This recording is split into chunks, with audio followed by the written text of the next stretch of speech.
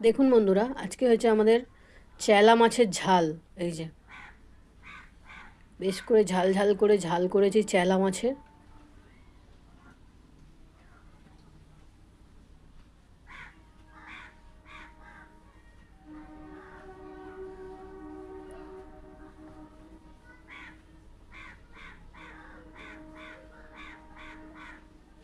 তার সাথে আলু আলু আর বেগুন দিয়ে মেথি শাক ভাজা।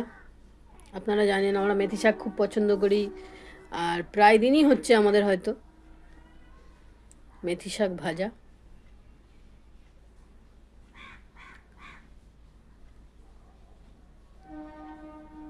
আর এই যে গরমা গরম ভাত।